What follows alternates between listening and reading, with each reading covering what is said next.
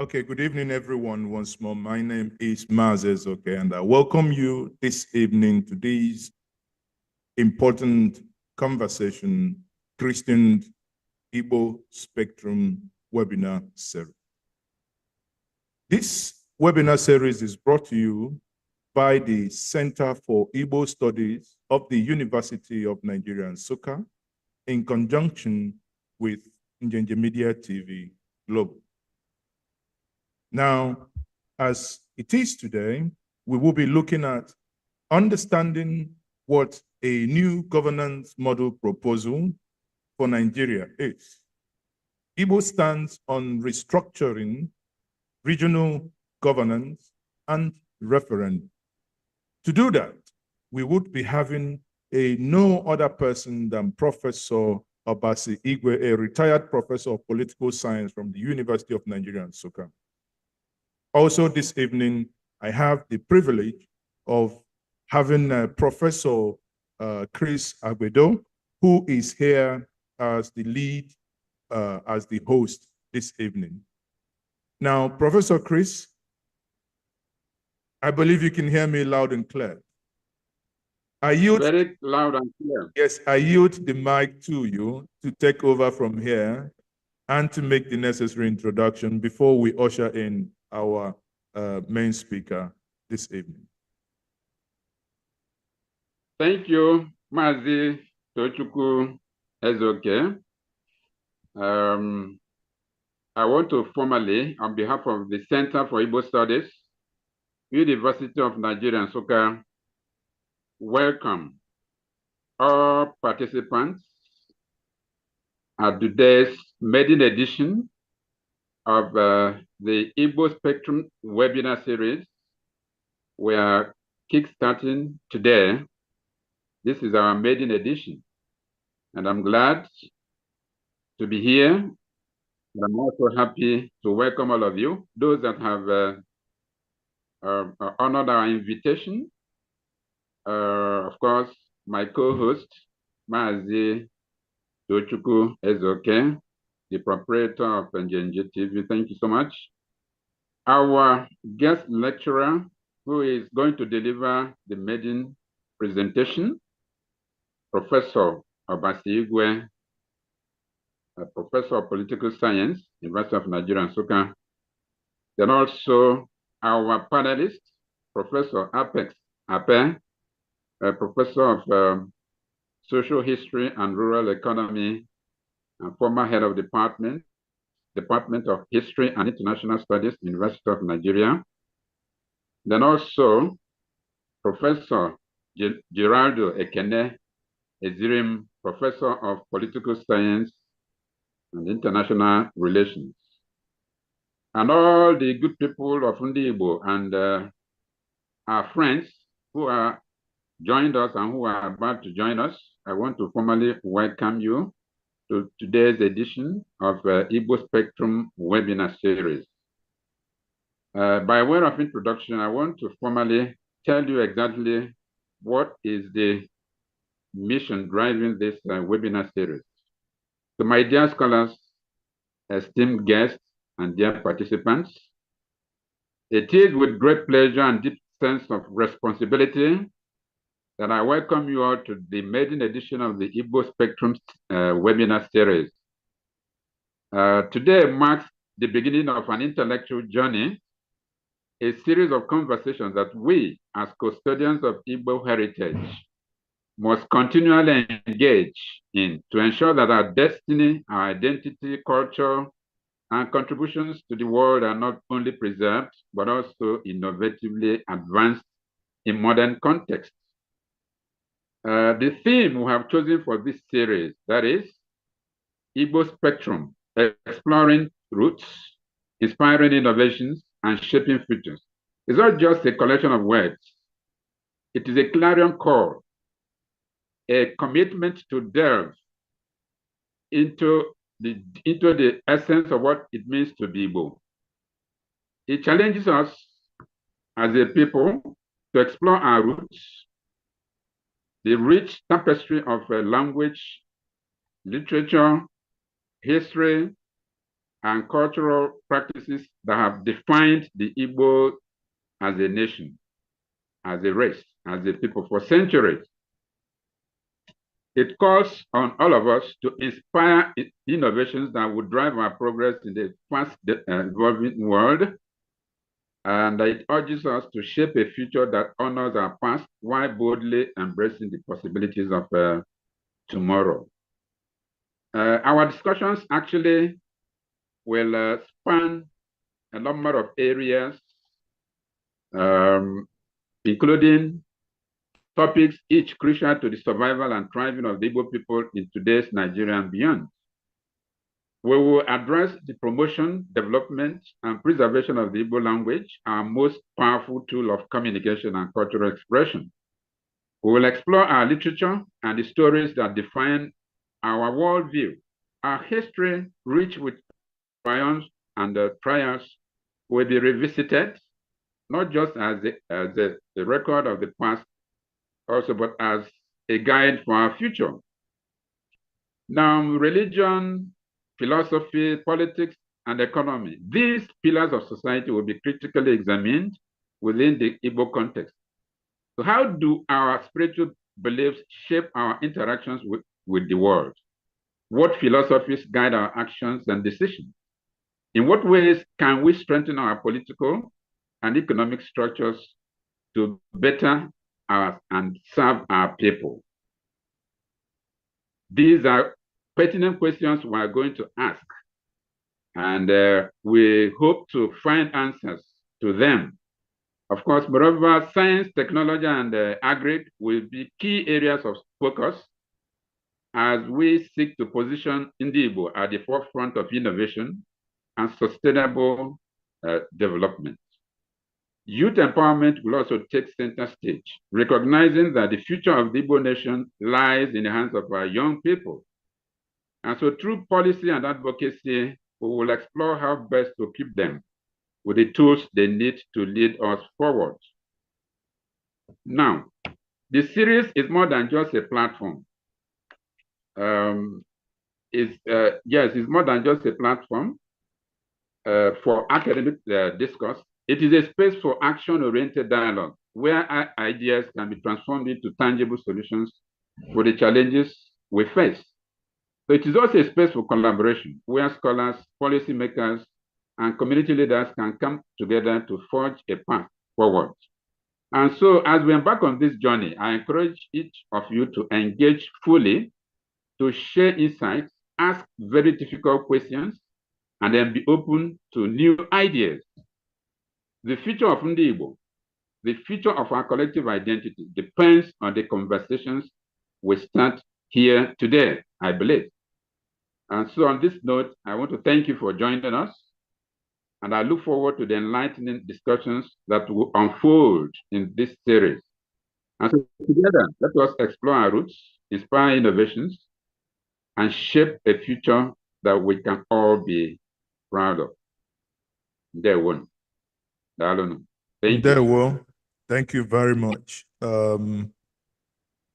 I think at this point, it will be fair to say to our lead speaker this evening, Professor Obasi Igwe, please, if you may unmute your mic, you can now take the virtual lectern and the floor is yours.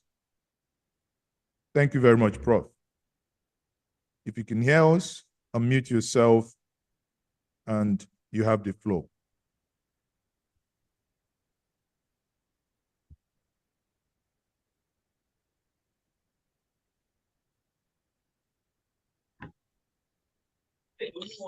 Are you hearing me well? Yes, we can hear you, Prof. Go ahead. You are muted back again. Please try to unmute once more.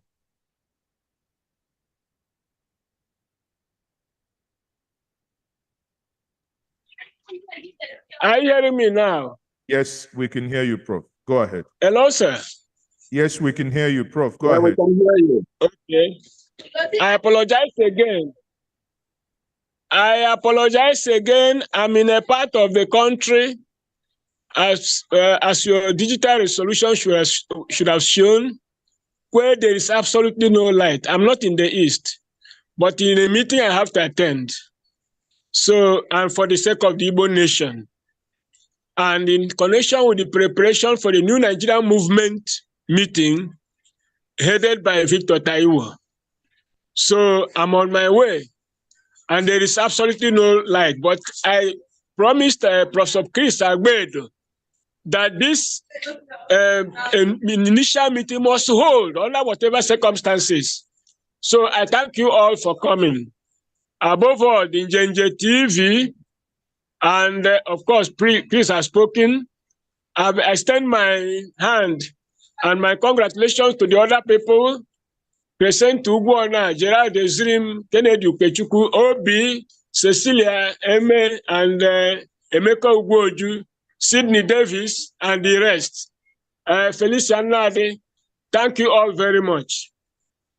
Now, let me go, and Josiah Waneri, Apex, Ape, please, thank you very much. I have to be fast because I've been watching Njenje TV. They don't like too many preliminaries.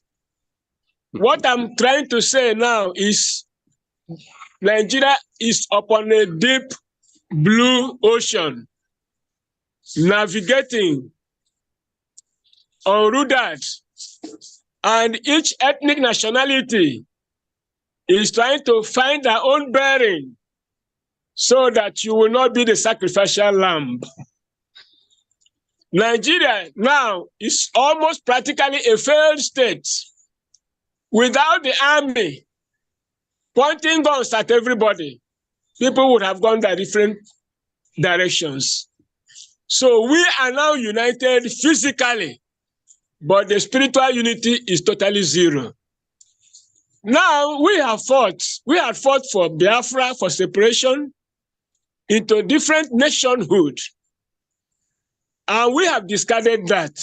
We are no more fighting for Biafra, not because freedom is no more the highest value. It is still the highest value.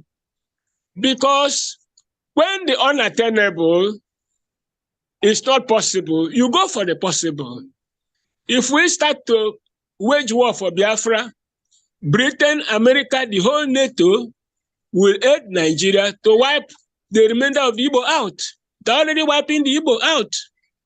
They're already waging war against the Igbo. There is an instrumental genocide going on. Nobody is talking about it. Our youths have been disappeared. There are thousands of them allegedly in various dungeons in Nigeria. Nobody is speaking for them. Parents are looking for their children. Husbands, their wives. Wives, their husbands. Relations, their relatives. For nothing. Except that the former ruler decided to wage a phony war against an insurgency that never existed anywhere.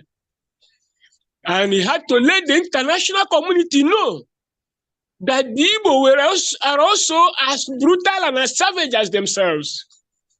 He went eliminating communities in the Middle Belt, planting his Fulani cohorts on them, wiping out indigenous communities, renaming them, with Nigerians keeping quiet, descended on the Igbo.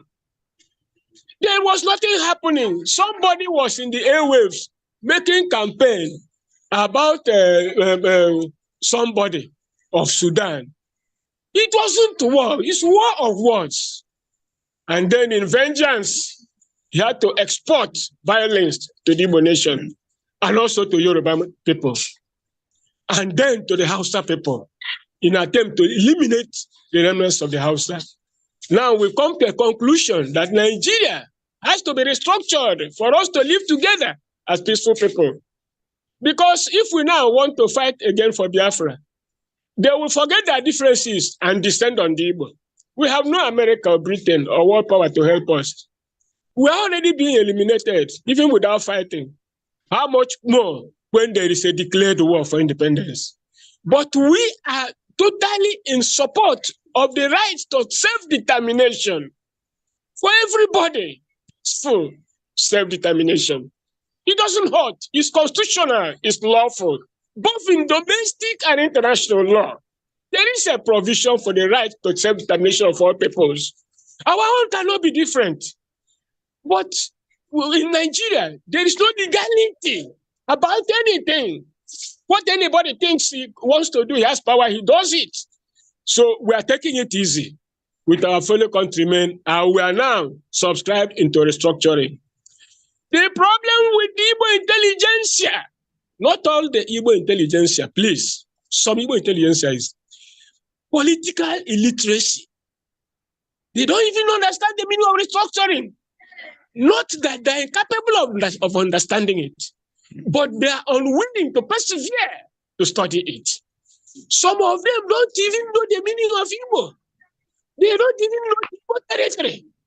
They don't even know that the Igbo opened Port Harcourt, Iguacha, opened Boni, Obani, opened Opobo, that the Igbo were a leading maritime nation in the West African Gulf of Guinea.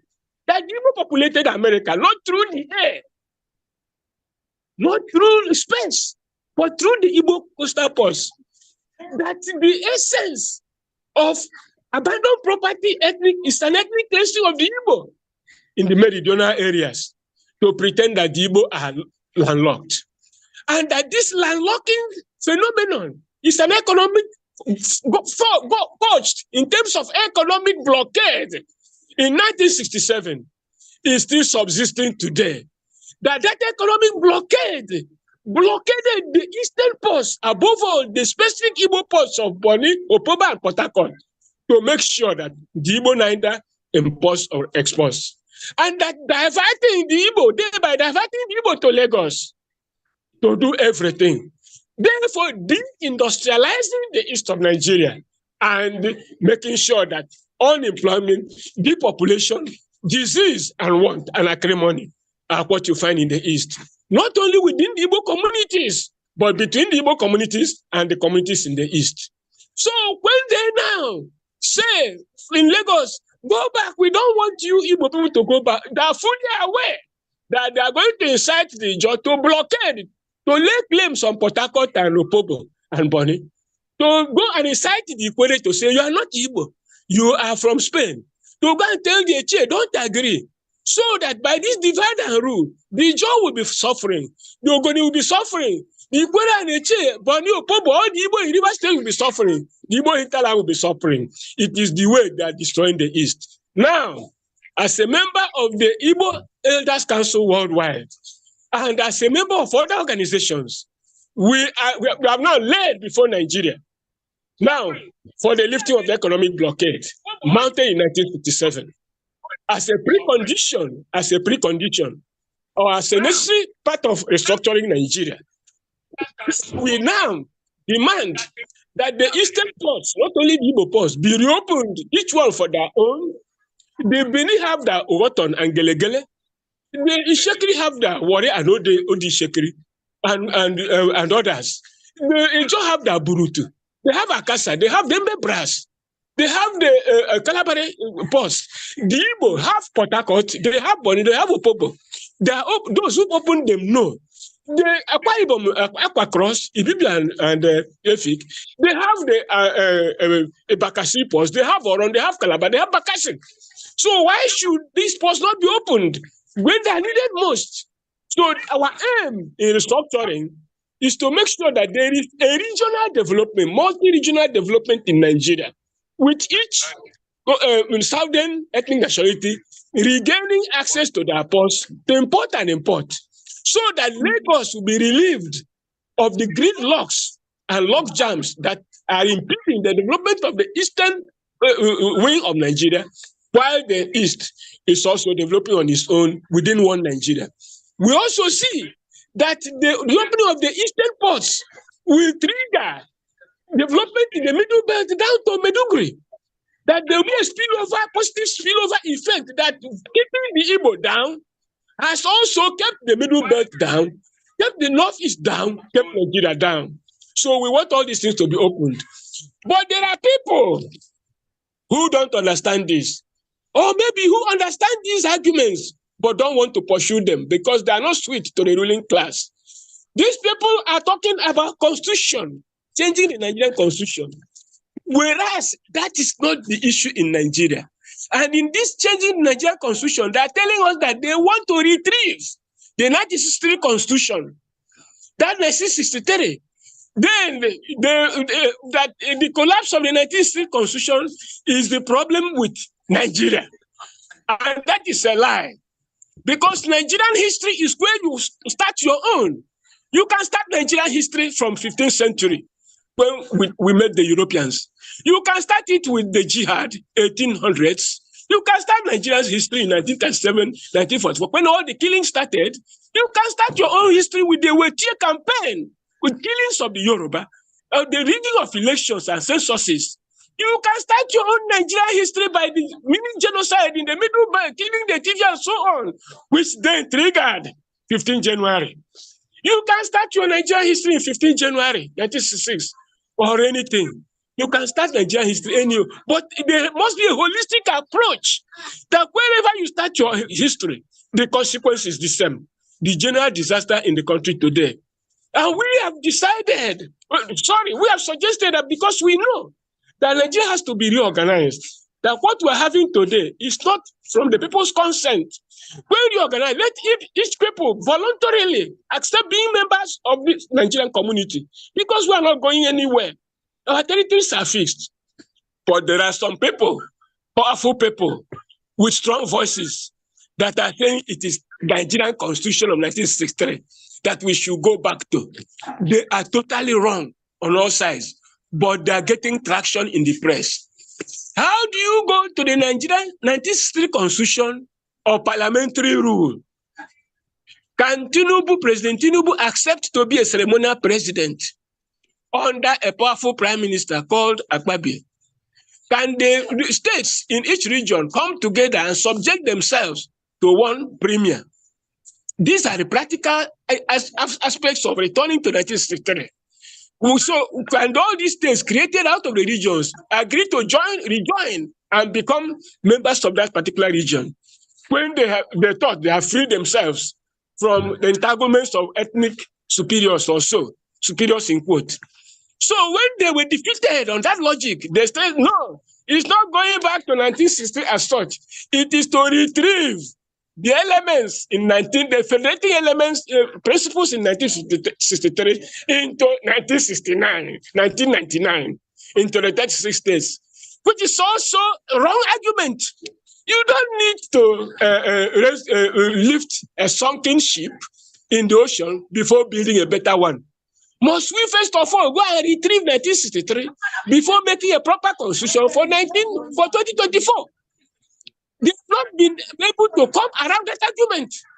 So, and then why should we blame the military for imposing 36 states on Nigeria, and at the same time suggesting that we build a new constitution on the 36 states imposed by the same military? So we saw this as a delay tactic in order to make sure that nothing happens. So now the situation with ethnic nationalities is this, the summary. The Hausa want self-determination. They don't want the caliphate again. Recently, a Hausa, the only surviving Hausa emir, was killed. His abductors demanded 1 billion naira. The question is, if he were a Fulani emir, could he have been killed? Could he have been exposed to such a situation in which he was vulnerable? An emir killed. So that is a question. The Hausa are still grieving. The Hausa Salsa Development Association, led by the emancipator, Ajay Jitami Alembe, they say they want their own independence in Hausa land. The Middle Belt want independence in Middle Belt. We didn't want Nigeria. They want to return to their ancestral homes. And those people who expelled them from there, expelled from Nigeria and put through the judicial process, they want to regain their territory. The Yoruba have made it clear that they want the Yoruba nation, uniting all the Yoruba in Nigeria into one entity as a Yoruba nation. The Ijaw people say they want a contiguous Ijaw nation, not scattered between states. And they be making that demand. The Ogoni people have been asking for Ogoni self-determination within one Nigeria. Nobody is asking to leave Nigeria. The Igbo now are making a demand for an Igbo uni-ethnic self-determination within Nigeria, including the reopening of the Igbo port cities of Port Harcourt, Obani, and Opobo. We are not trying to, and we are not interested in victimizing or marginalizing anybody. The Igbo are interested in the Eastern unity, uniting all the groups in the East, including the Igala, the Idoma, all the people, Ijo, and the Shekiri, and the Bibio, and the Ogoni, and the Edo. We are interested, Igbo want that, even including Yoruba. But we will not impose it on anybody. We will want each people to decide it upon themselves, to come together on consensual basis as either a multi-ethnic region or as uni-ethnic regions. But everything has to be consensual. But this is what some Igbo people are doing. They are joining this campaign for revision of the Constitution or going back to 1963. Without knowing that this going back to 1963 is a means of strengthening the six geopolitical zones, which is the anathema, which is the foundation of the Igbo deindustrialization, of the Igbo poverty, of the Igbo impoverishment, of the Igbo marginalization. Because these six geopolitical zones is carved in such a way to deny Igbo their coastal ports, to pretend to an Igbo landlocking, to divert industrialization, Igbo industrialization to the West, to the Yoruba, which we are not regretting. We appreciate the hospitality of our Yoruba brethren, but we know that they will benefit even more if they are given a leeway to develop in a more peaceful environment, devoid of this ethnic acrimony, this, that. So these six geopolitical zones was not arrived at by the consent of anybody. The six geopolitical zones denied Hausa people their sovereignty, their independence within Hausa land, and reinforced the Fulani Caliphate upon the Hausa people. The six geopolitical zones denied the Yoruba the unity with the Yoruba, Okun Yoruba, the Lorin Yoruba, Yoruba elsewhere. The six geopolitical zones cut the Igbo into pieces, denying the hinterland Igbo that unity with the coastal Igbo and Igbo ports. The six geopolitical zones is the basis of the impoverishment of Nigerians and only benefiting those that don't have territory like the Fulani. That's the only people and the allies. That's what the six geopolitical zones are about. And the 2014 Constitutional Conference explicitly, go ahead, 280 something, the report Premium Times, 2014 Constitutional Conference explicitly said that six geopolitical zones should not be the basis of any restructuring in Nigeria. But because it hurts the Igbo most, it attains the objective and solidifies the objective of suppression and dehumanization and deindustrialization of the East. Therefore, everybody is talking about geopolitical zones. In this instance, I will let you know, Southeast Development Commission, that thing means nothing. Because how can Southeast Development Commission work? And then they manufacture at Nnewi, manufacture at Aba, Enugu, and so on, only to go back to Lagos to export and import. So where is the development? Where will the development come in? Like the Onisha seaport, Orashi seaport. These are all deceitful exercises the Igbo are rejecting. Why must we have seaports in natural seaports in Iguacha, Obani, and Opobo, and you are diverting to Onisha? The same Onisha and Orashi will go through the same Ijo areas or rivers areas, hundreds of kilometers over dry land. Except River Niger is dredged out throughout down to the coast, there will be no seaport in Onisha. There is no water to fill that River Niger because the water in the River Niger has already been taken over by several dams from Senegal to Kainji Dam. So no water to fill it to the depth of, let's say, 15 meters to carry V-shaped ships that can come from abroad. Or even flat bottoms will find it difficult to come to Onisha. under even dredge conditions. So we condemn these receipts, regular receipts of Onisha will have a port, or Rashi will have a port. Everywhere when we already have ports that are not functioning.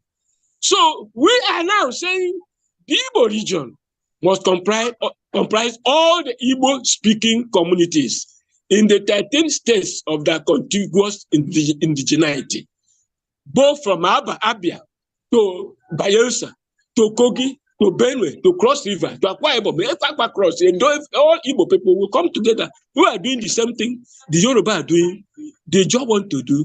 And so we support all those demands. But in the South, we are telling our brother Ejo, our brother Ogoni, please don't be used to block the Igbo access to the coast like they are trying to use you.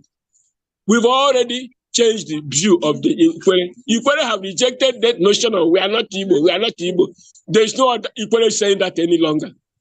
Now we are appealing to our Ogoni brethren, to our Ejo brethren, that respect the British decision of 1957-58 in the Willis Commission that the broad sea lane divided Ogoni from Ejo. That broad sea lane to Port Harcourt belongs to Igbo. It's an Igbo territory. They should respect it. Page 51 of the Willis Commission report. They should respect the fact that an Igbo opened Opobo, that Imo River Basin, Imo is an Igbo word, from Azumini to Opobo, down to the coast. Igbo. So Igbo have two parallel contiguities to the coast. So what we are saying is we are not blocking anybody. And we are appealing to our eastern relatives, eastern neighbors. Let us join together and form another bigger eastern region. But in case anybody talks about marginalization, Igbo ambition, let everybody answer his father's name. He return his own contiguities to the coast, and then we can formally, at our own time, join together under any nomenclature. Therefore, what we are trying to summarize is that this new constitution they are talking about in history, they are missing one important fact, that new constitution cannot stand on the prior principle of regions that were multi-ethnic with the ethnic groups agitating for freedom. That you cannot transplant that same thing into 1999 and say you have changed the constitution. Because you have objected to 1999 on the principle that it was a military constitution and therefore not legitimate. There is nothing again from 1960 you can build on the illegitimate 1999 to make it legitimate in Nigeria. That the people agitating are not regions, are not zones. The people agitating are ethnic nationalities. And that the Nigerian ethnic nationalities want to give the imprimatur to the notion of one Nigeria on a consensual basis. Therefore, the new Nigeria movement is now anchored upon a new Nigeria based on uni-ethnic nationalities that are viable enough to stand alone, side by side with multi-ethnic nationalities that can stand together as one region in order to be competitive with other regions. That is something that the new Nigeria movement is approaching. We have not come to a consensus, but other Nigerians need to listen to this. Our Fulani brothers must know that they cannot subject the Hausa into slavery in perpetuity. A means has to be found to free the Hausa from the caliphate. So the Hausa will gain their independence within Hausa land, while maybe a part of the north will be carved out for the Fulani. The Sharia, which is caliphate law, should go in order to make sure that Nigeria is subject to a single rule of a modern democratic secular state to ensure free trade, to ensure one law, one rule, governing everybody, to make us one country. You cannot be operating parallel laws and parallel governance all at the same time. So the Fulani should know this, that it's in their own interest to support restructuring. The Middle Belt should know that their support for restructuring is good for them, because when they are free, everybody will try to be free. The same with Hausa. They just should know that the Igbo are their best friends. They should know that the Igbo are their best friends. We are best friends to each other. We are best friends to the Yoruba. Yoruba are also our friends. Don't mind the machinations going on in social media about who said this, all these manufacturers, false manufacturers going on. Nigeria should know that we are all black people, that we can build a good country where everybody will feel safe. But there are people on the negative side who don't like this. The former ruler must be condemned forever.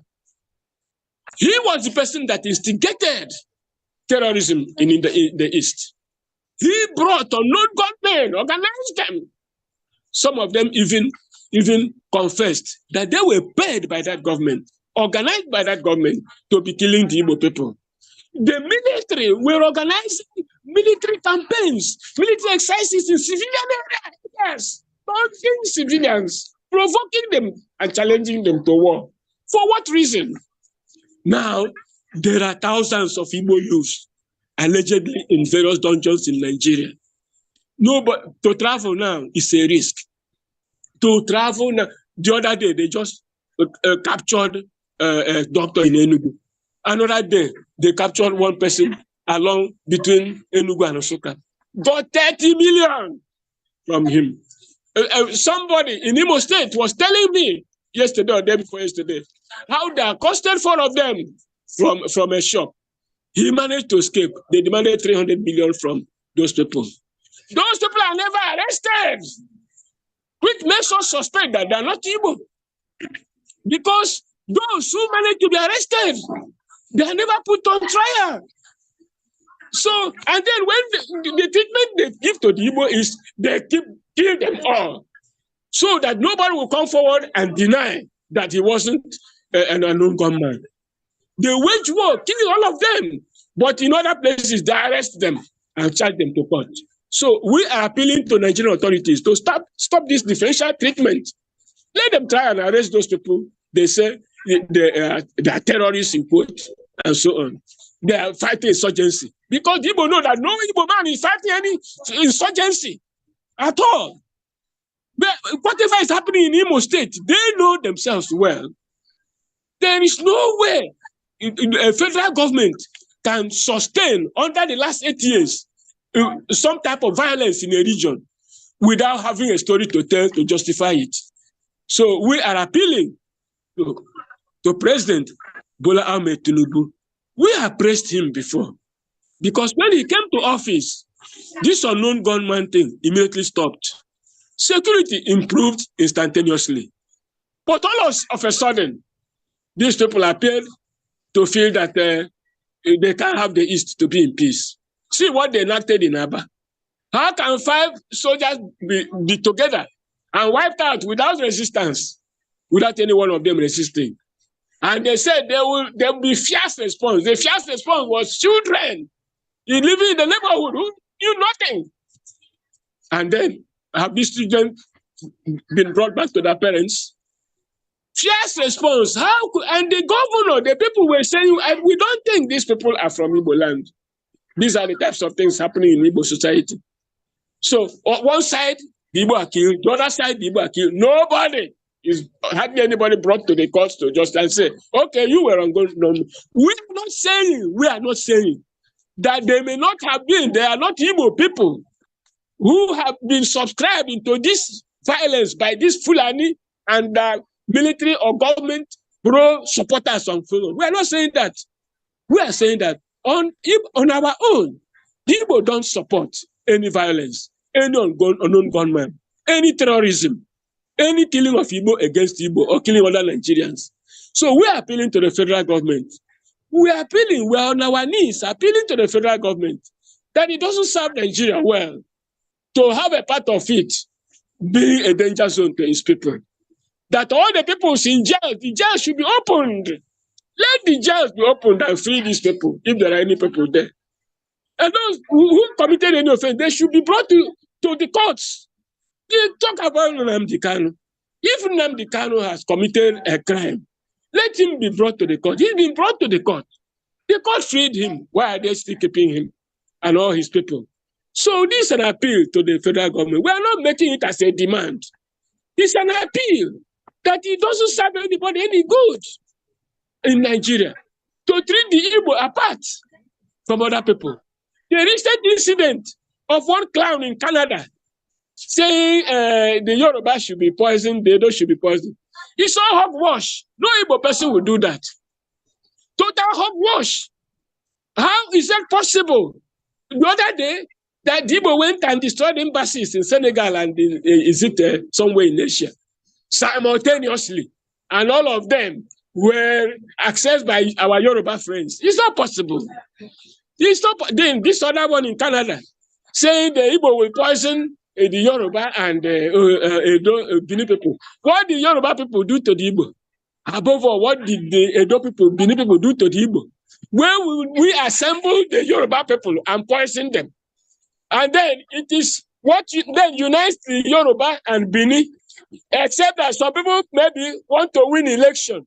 They want to win election in Edo State, and therefore they have to unite. They accuse Obaseki of being an Igbo supporter, and so on and so forth. So these things, this Hitlerization of Nigeria, this nazification of Nigeria should come to an end. Igbo want a peaceful society. We are mainly traders and businessmen. And we encourage Nigerians to subscribe to this type of restructuring that will benefit everybody. And we're appealing to the Igbo intelligentsia to come to the knowledge of the intricacies of restructuring. The intricacies of this structuring, the game plan. It's not by silence that we were able to bring the reverse Igbo together again. The Igbo now is firm. Every Igbo man, you can hardly hear the Ohanese president generalship is going to the River State. Anybody that tries anything then against it is on his own. So it is because of constant advocacy, constant struggle, unity of purpose. So we're appealing to the Igbo intelligentsia to subscribe to this, to debate this thing, to get into anywhere. Let us be of one mind, and we will achieve the objective, because our objective is good. Our purpose is correct. Our peaceful method is lawful and civilized. So the Igbo will get where we want to go. And now, finally, I will use this opportunity to thank the Igbo in diaspora. We know what you are suffering, leaving your homelands and still remembering your people. We know the things you send home. We know that all these atrocities in Igbo land are also aimed at scaring you from coming home or helping your people. They want Igbo land to be unlivable and ungovernable. Even though we blame many of the governors, but I will let you know, my good friends, that to be a governor in Igbo land is a sorry thing. See what they have done to Oti. You are a chief security officer, but you have no army and you have no police. So in a way, you pity the governors. You pity the Igbo appointed officials, because you have to dance to the tune. He who pays the piper calls the tune. Sometimes they may demand, they will suspect that you support the killing of your people as a precondition to stay in office. Otherwise, you'll be removed by a court, quote unquote. Something else more can happen to you. So we should also understand the Igbo governors, the Igbo appointees to office. They are not finding it easy. But we are not using this as an alibi for not doing anything entirely. But we should understand that they're also not finding it easy to operate. Igbo citizens are in fear. You don't know where who the next person can be. Communities invaded by the same people. And where is the army? When the army wants to act, in some instances, they act against the locals. We are appealing to the army.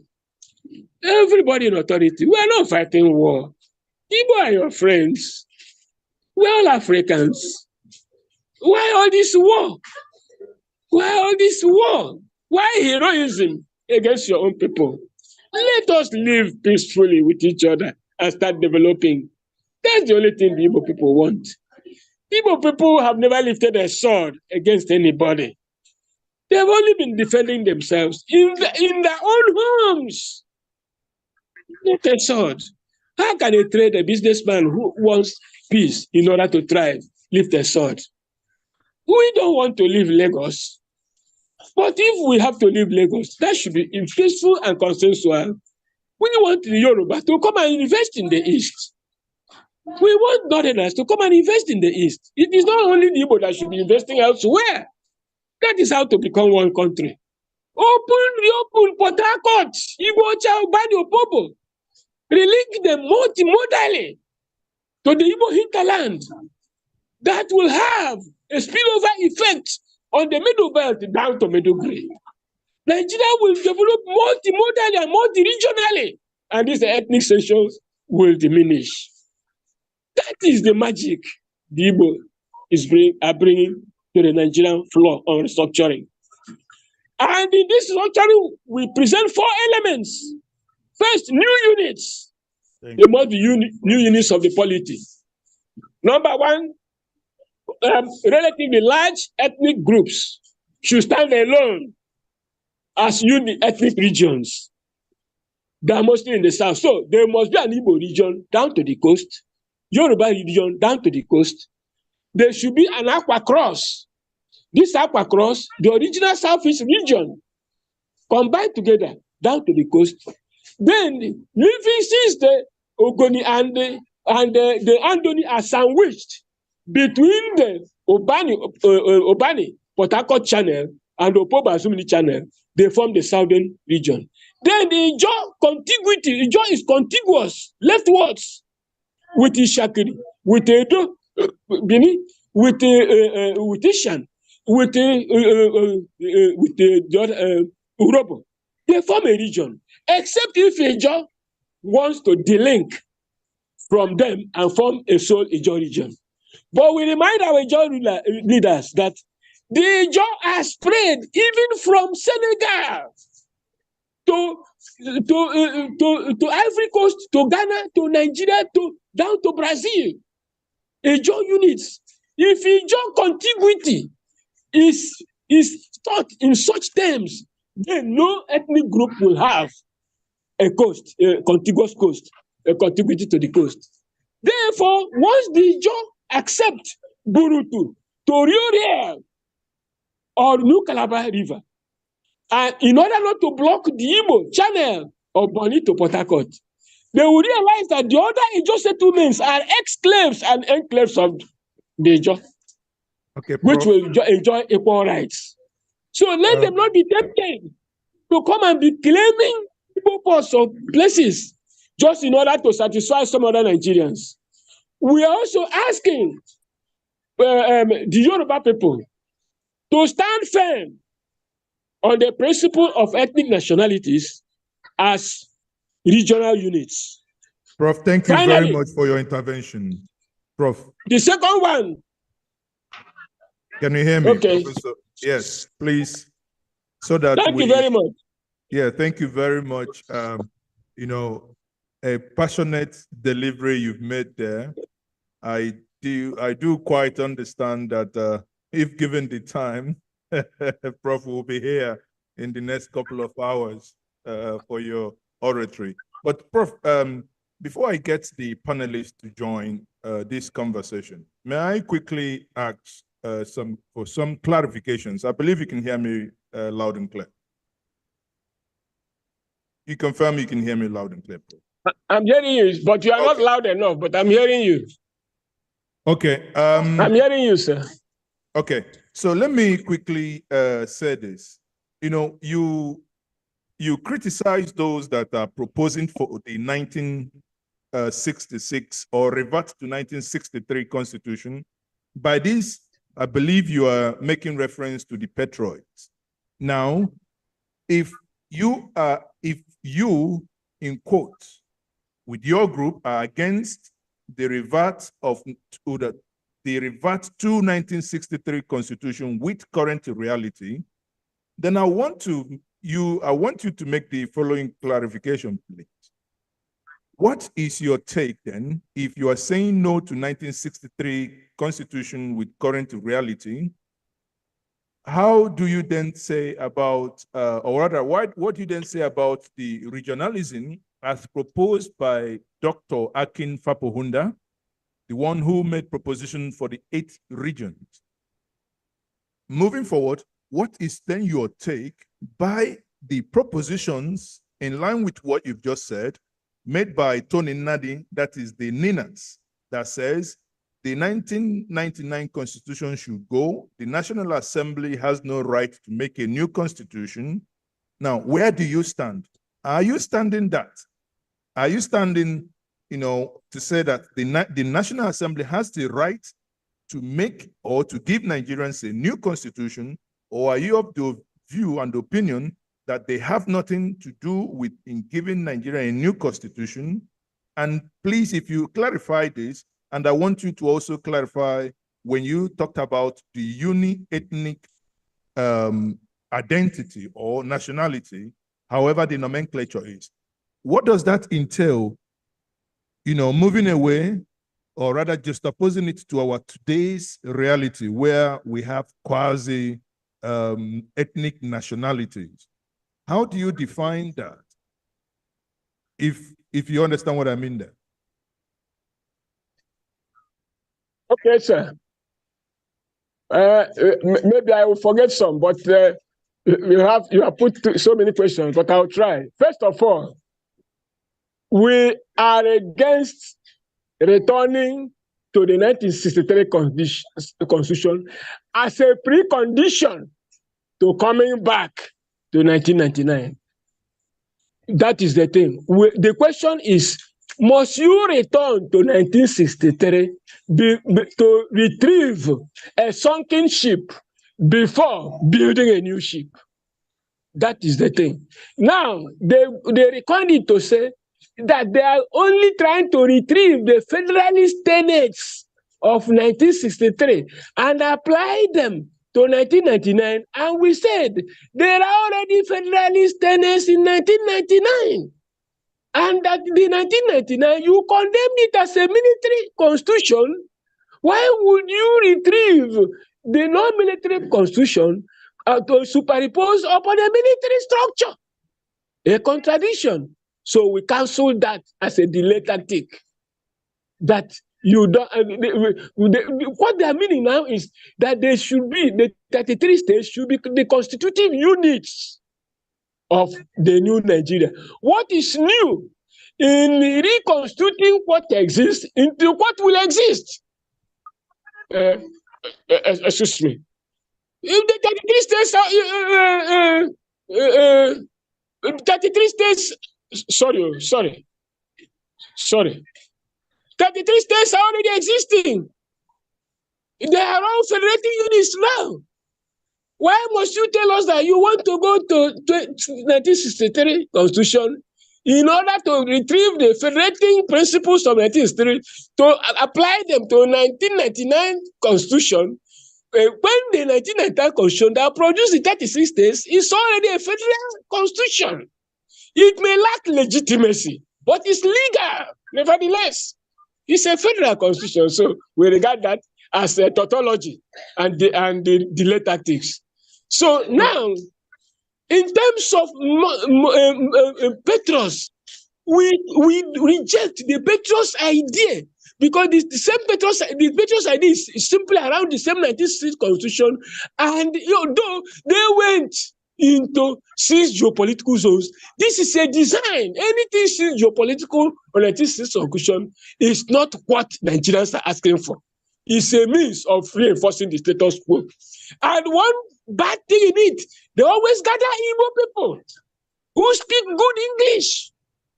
That was how the 6 geopolitical zones descended on the Igbo without interrogation by the Igbo intelligentsia. I was there as the rapporteur in the 1994 Igbo meeting. Every Igbo man that Ojukwu Mbakwe, all of them were there. So we were crying in that great meeting. And I have the Igbo document that asked for 6 zones or so, signed by all the Igbo leaders. That Igbo document, the signature from River State was Francis Ella, uniting all the Igbo to the coast.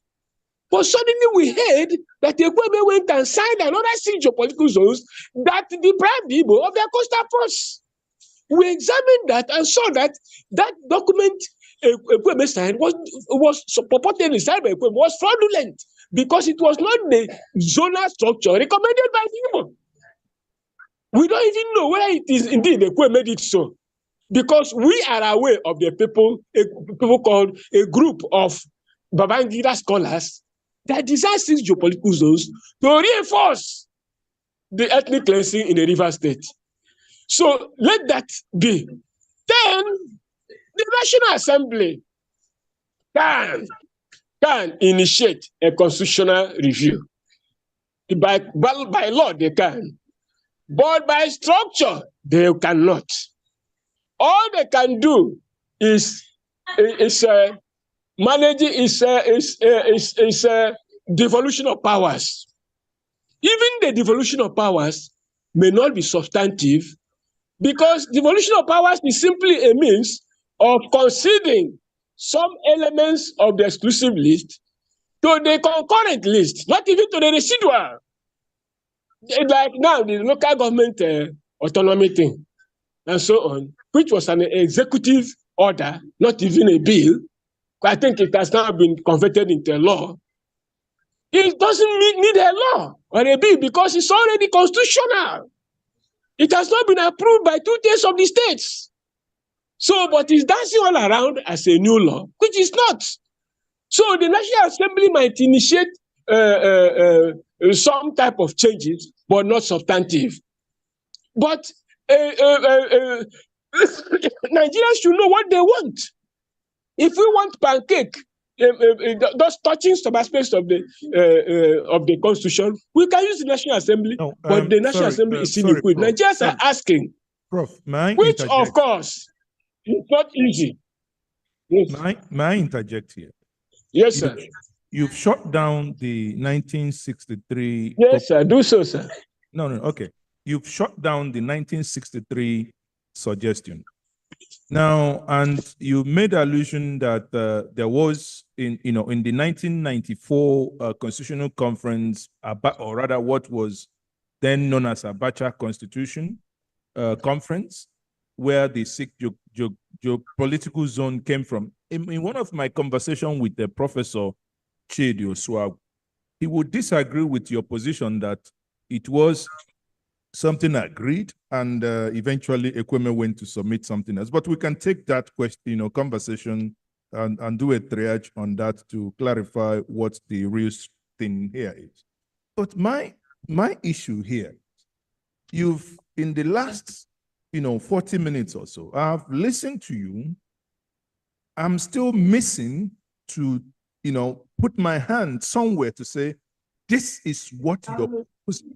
Yes, you shut down A, you shut down B. The question is, if you are not proposing to say, let's, remove and start afresh by maybe something like the Constituent Assembly or the ethnic nationalities to come out with something, at the same time, you're not saying that the National Assembly, you're basically, your last word here is that the National Assembly lacks that power to also make that new constitution for Nigeria. So if you're rejecting A, you're rejecting B. What is your proposition, if you may do that in 2 minutes, Prof?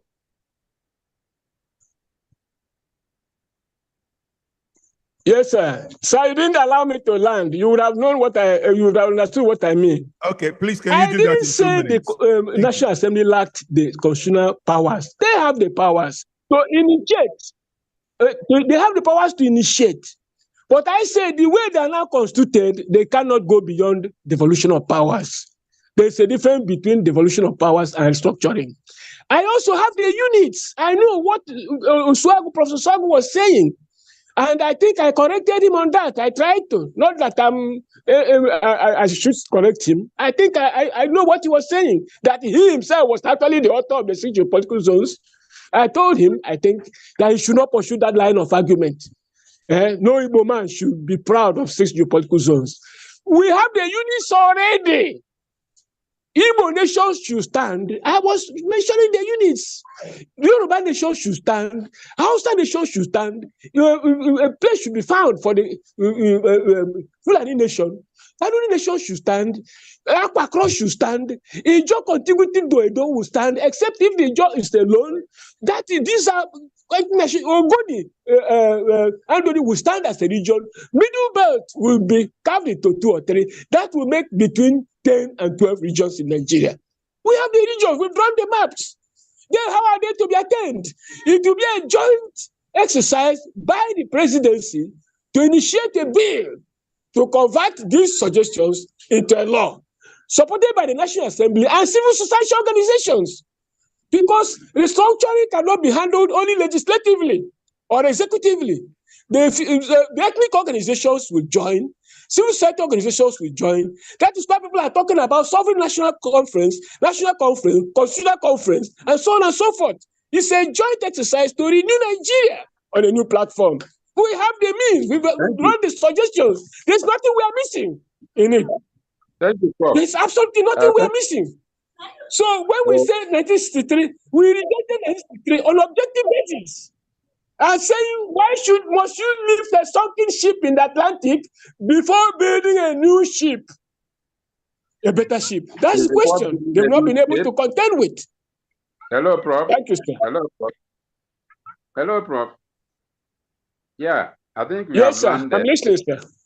I think we have landed. I'm listening. I'm hearing, sir. As Mr. Ezoke have wanted you to do. Okay, sir. Thank you I have so more. much. I have more, but you don't want me to go on. Yes, sir. More. But let us invite our panelists to make their own intervention right now, so that together we'll, advance the the conversation. Now, may I please invite Professor Apex Ape to please take over the discussion, and then let us have your own perspective of the presentation made by Professor Abasiwe. Thank you, Professor Ape. If you can hear me. Professor Ape, please kindly unmute, please. Professor Ape, please. Yes, I'm here. Okay, yes. I've unmuted. Yeah, thank you, Prof. Chris, and the co-host. I've had the presentations made by Professor Basiwe, really on the issue of restructuring, regionalism, and referendum, with particular reference to Professor Dr. King Fabunda on the situation today in Nigeria, because we all know that when the present government came on board, Dr. Fabunda, right? Fabunda made his submissions via what the group called the Patriots on how best to go. And for me today, I'm seeing it as one of those diversions. Yes, it appears diversionary. This is not just the first time. We remember that Sani Abacha did it to buy time. Jonathan too came up, did it to buy time. And now today, the present government is trying to use that to at least to push everybody's mind out of what the prevalent situation in the country and concentrate on trying to find how to regionalize Nigeria, how to restructure Nigeria, which all of us have been talking before him. And today, Fabunda has made his own, and the thing is becoming so topical in discussion. And my master, Professor Obasigwe, in his own submission, very, I wouldn't say it's pathetic, but it's full of passion. Prof exhibited passion in the presentation because you see, every ethnic group in Nigeria at any point in time, you call anybody there, you try to portray, this is my own, we are innocent. Whatever bad thing that is happening because these other people don't like us or they don't love us and all this. Right. But have we been able to ask ourselves, the Igbo, how far do we love ourselves?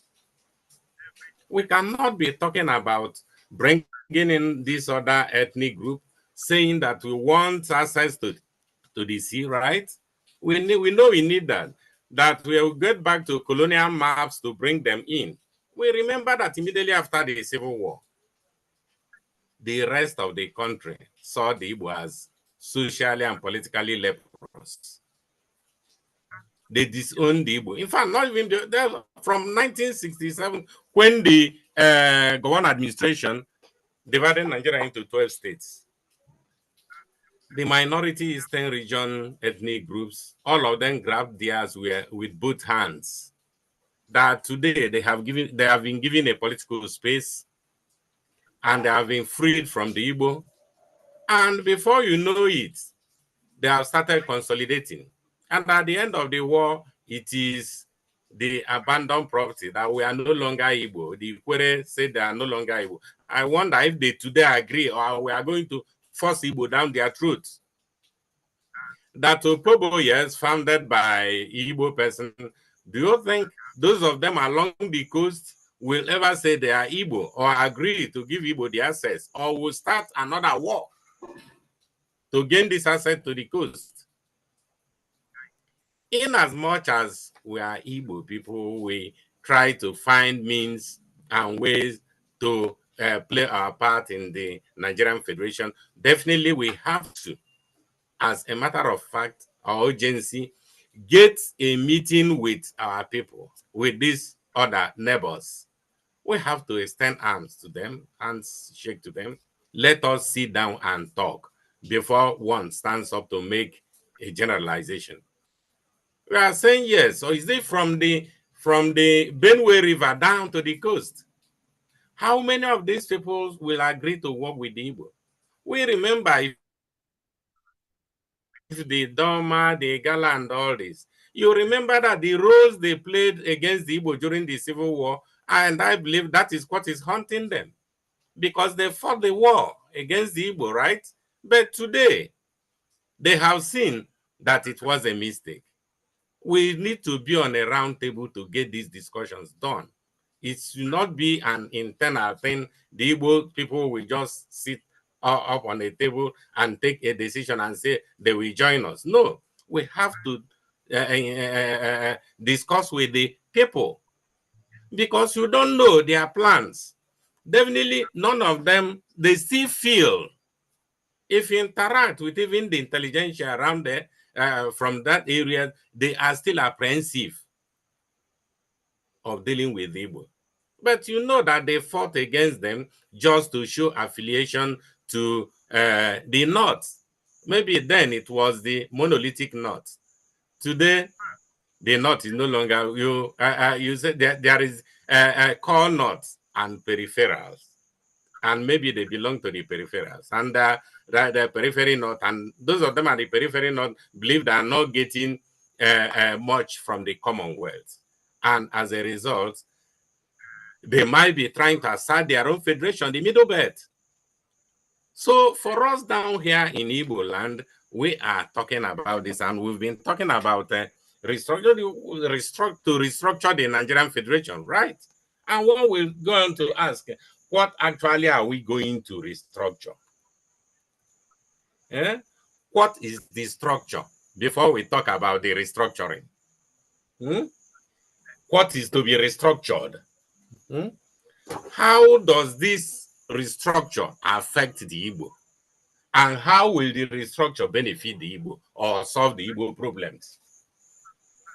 I believe the problems is not about the systems, because all these systems we've been practicing in Nigeria is working from where they were copied.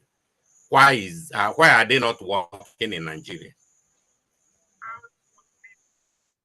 Why are they not working in Nigeria? We've talked about the Biafra, yes, the proposed map and all this, and you'll find the leaders of the IPOB drawing the maps. Have you consulted with those people inside your map, or you just wake up and start bringing everybody inside your food? Is that not another South Sudan we are proposing? Then can we be talking about restructuring, regionalism, and referendum, as Prof is talking about? But you'll find out that yes, it does not mean that every nationality must be monocultural. It's not possible. No nation in the world, even Israel we are talking about, the Jews and the Arabs are there. Then even in our own Africa today, we should know that by 1961, Tanganyika and Zanzibar got independence.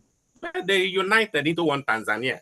And ever since, there has never been a problem. Have we ever bothered to know how these people are managing themselves? How have they been living? What has been sustaining them? What is our problem? People said,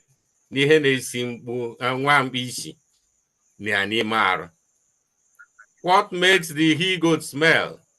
Maybe it's in the blood. We know that. Then, if we now go on to say, oh, but we know that from the era of colonialism, the River Niger is an international water. Because it is an international water, dredging the Niger to Onitsha can give us access to the sea.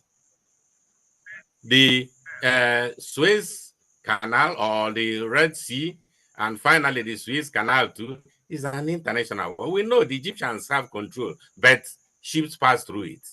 Is that not right? So that access to the sea, I believe, can be solved through that. And because it can be solved through that, the whole gamut of saying that Opobo, this, we have all of them have to capitulate or into Igbo land for us to have access to the sea, I don't think it's sustainable, because it will be opening further frontiers of wars that may not get us where we want to go. Let me put this now. Thank you. Thank you, Professor Apex. If I get you right, I think you raised a number of issues. First of all, you talked about how much do the Igbos love themselves. First of all, because you have to love yourselves before you expect others to love you. And then you want to pose a question. What is the structure first? What is the character of this present structure? And then before we talk about restructuring, because you have to understand the structure at the present right now before you talk about restructuring what you have in the present. And then how will the restructuring benefit Ndi Igbo? And why do you think the present structure that needs to be structured does not benefit Ndi Igbo? Now, it does appear that you are also trying to align with Ezoke that maybe the presenter is yet to clearly define exactly what he wants to achieve. Maybe when he will be, responding to the issues raised, you may have to touch on some of these things you raised. Meanwhile, we want to bring in Professor Ezrim to have his own take at this presentation today. So if Professor Ezrim is there, can you unmute yourself? Professor Ezrim? Yes, I'm here. Okay, you are welcome. Yes, I'm sure you have listened.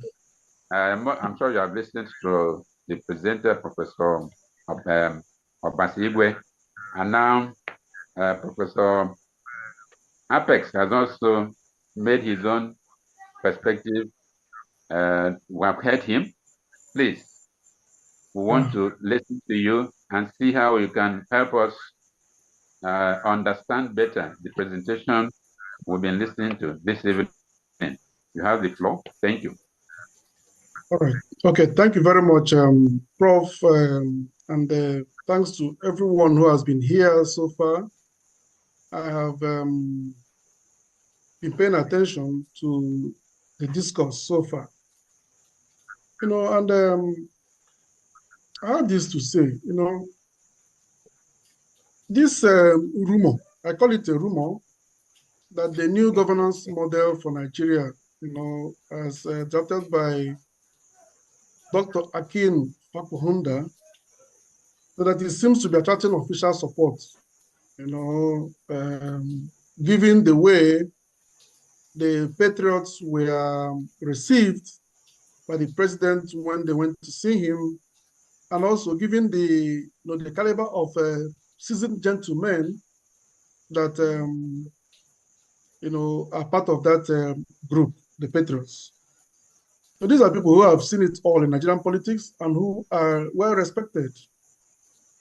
But taking a look at the proposals that they have made and the way and manner, the thing has come out, none of the proposals seem to have paid particular attention to the legitimate interests of Igbo or even other Nigerians who are suffering, deliberate man-made arrangements.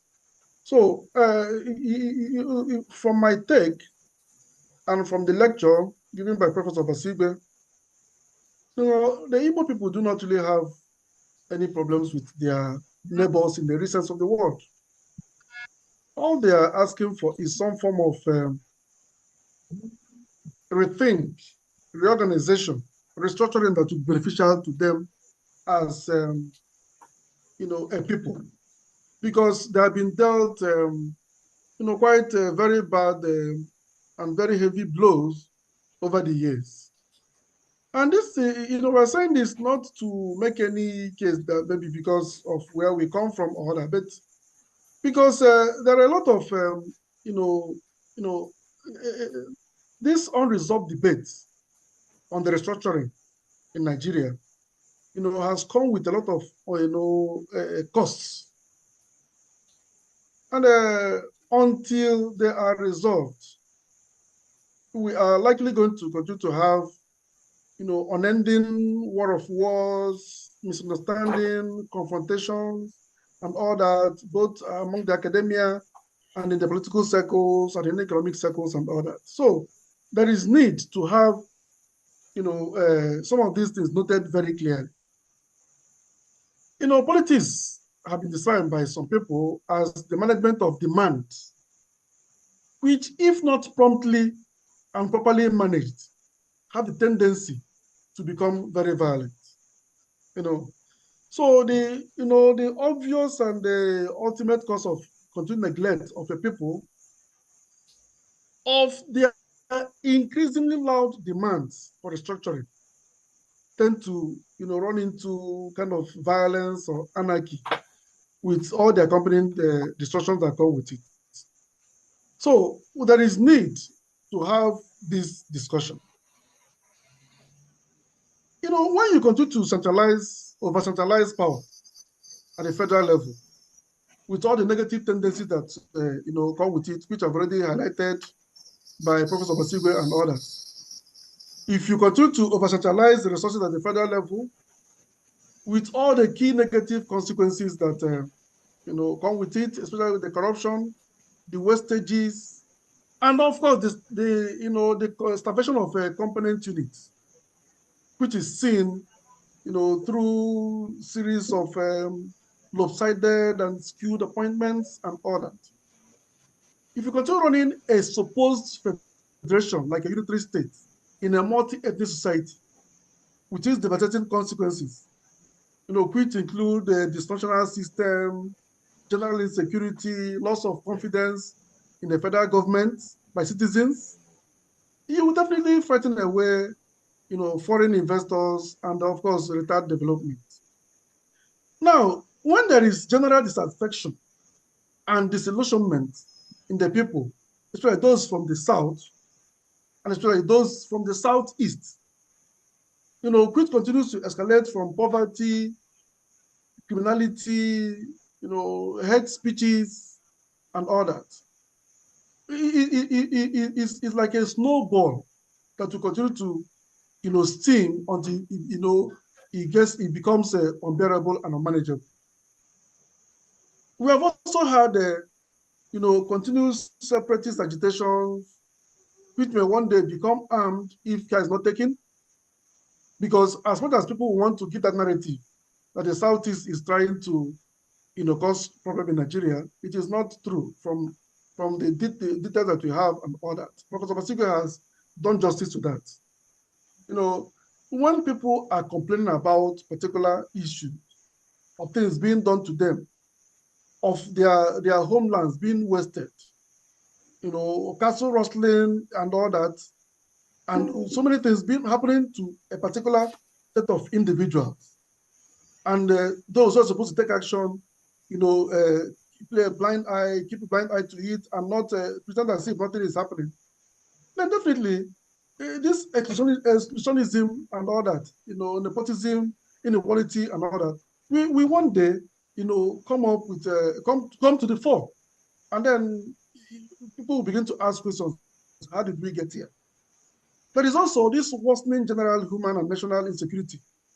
And the whole world also is warning us that we should be very careful the way we are going. There are several reports of different agencies that have started pinpointing the likelihood of something much more serious happening if Nigeria does not take time and bring back all those who have made it a point to cause confusion in the state. National development is retarded. We cannot attain national greatness anymore. The respect you have in the world is, waning. Even a leadership of Africa, for instance, is waning seriously. These days, foreign policy, Nigeria's Africa, the centerpiece of Nigerian foreign policy, the whole Afrocentricism and all that we preach is almost becoming like a laughing stock, because those who know what we are going through now see us as what exactly are these talking about when they are unable to deal with their own local issues, and they want to now begin to preach to us that they have what it takes to, and all that. So these are all part of what we are seeing as a country, because we have been unable to take very seriously what is going on here. So when this set of individuals, well-respected individuals, come together with a view to providing solutions to the myriads of problems you have in the country, ordinarily they should be listened to. But when you now take a look at their presentation and what they're bringing up to the fore, and looking at what we are facing as a nation and what we have faced, which we expect that they would, deal with in their submission to the president, you begin to have doubts as to the workability of what they think they want to do for us. Because even if we were to agree, let us talk about the structure and all that. How do we even want to go about this? I watched that, their meeting with the president, and also read some reports about it. We have had, like Professor Ape mentioned, we've had, whenever a president wants to look for some level of legitimacy and all that, he brings up a set of people, and they begin to let us do this, let us have conference, let us have all that. How do you do that, given the kind of structure we have in place already? Who is going to elect those who will go and work on whatever constitution, whether we are going back to 1963 or 1999, or bringing them together, or having who are those people who will do this? How would they emerge? Because the same issues, the same problem that we are faced with, we still rear its heads. A nation that has not been able to, have a election that you can claim to be free, and fair. Who are those? Who are the actors who will now engage these people, who will come and change whatever? Even if this forum now, for instance, is able to get the best option as to what the correct constitution should be in order to have a major regional, a good regional structure, restructure Nigeria very well and all that. How would those who will engage in this action, where would they come from? It's not from the same process that we've seen to be vitiated by, unwarranted abuse and all that. So this is very serious. And, there's no doubt that Nigerian leaders, since the emergence of the military in 1960, have felt this concept called federalism. The leadership of Nigeria has felt, federalism from beginning to the end. And it is doubtful if we can survive for long or even develop as expected with the way our federal structure is being run. Because right now it is a pseudo-federal system.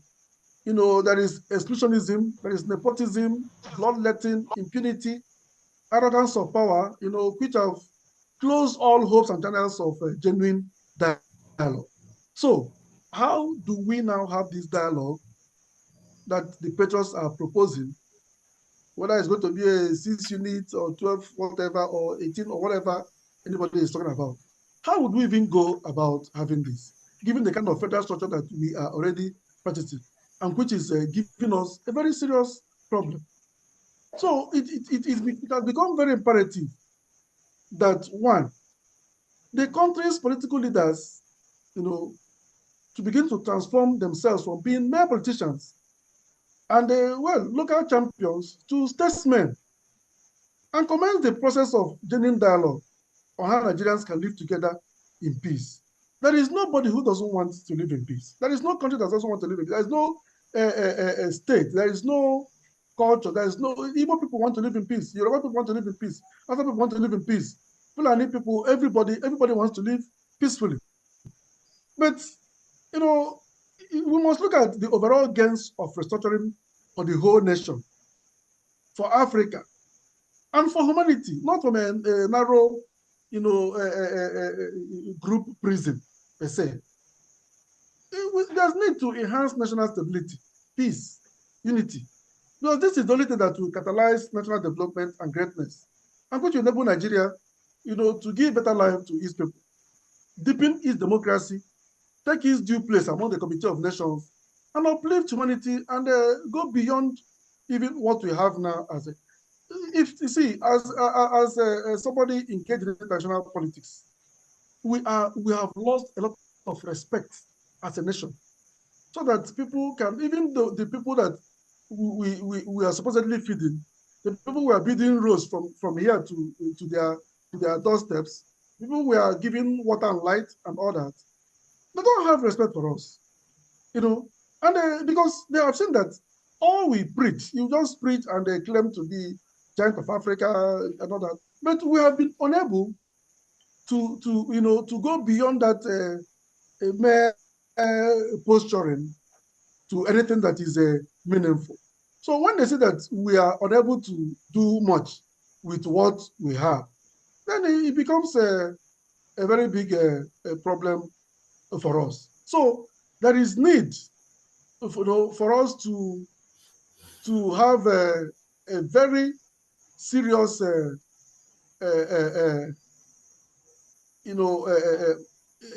discussion, and this discussion cannot just come as a result of a group of people coming together and trying to impress it on government, or a lot of people believe that they were brought together to come and do the same thing that people have always done over the years, so that to give some level of seriousness to curb certain problems that are popping up from various units of the country. So the restructuring, if you want to talk about restructuring, and there is no geographical equity and balance in land area, population, wealth. There is no financial autonomy and viability of component units from resource control. And there is no equal representation of the component units in the, the National Assembly and others. And then reducing the federal exclusive list in favor of component units. If we are not doing this and we're not ready to do this, or whatever name you call it dialogue, call it whatever conference, call it, it doesn't really have much, it will not amount to much. Look at in Nigeria today. Look at the police structure. People are talking about state policing. People are talking about the do's and don'ts, the pros and cons of having others. But if we should have some level of multi-level policing, in this country today, I think it may also help in enhancing human and natural and national security in the country. Several nations are not, if you go around, check the world today, most countries are not interested in, dealing with such issues of injustice, ignorance, development, poverty, exclusionism, and all that. But they're just, talking about how do we go, you see, leaders are only interested in having their seats secured. They are not developing the culture of dialogue in resolving domestic disputes, because most leaders still prefer the use of force as a primary option. Look at what happened in the sidelines of that visit of the patriots to the president. They also talked about the impending end bad governance protest, and they mentioned it. But sorry, whose phone is okay? Sorry. Hello. Yeah, Professor Ezerim, thank you very much for the wonderful intervention. I would yield to Professor Chris Agbedo. However, before I do, I must note that the Petroid is quite different from what Dr. Akin Papohunda, his presentation is. He's not representing the Petroid. I say so because I have had I think about 3 or 4 interviews with him where this clarification has been made.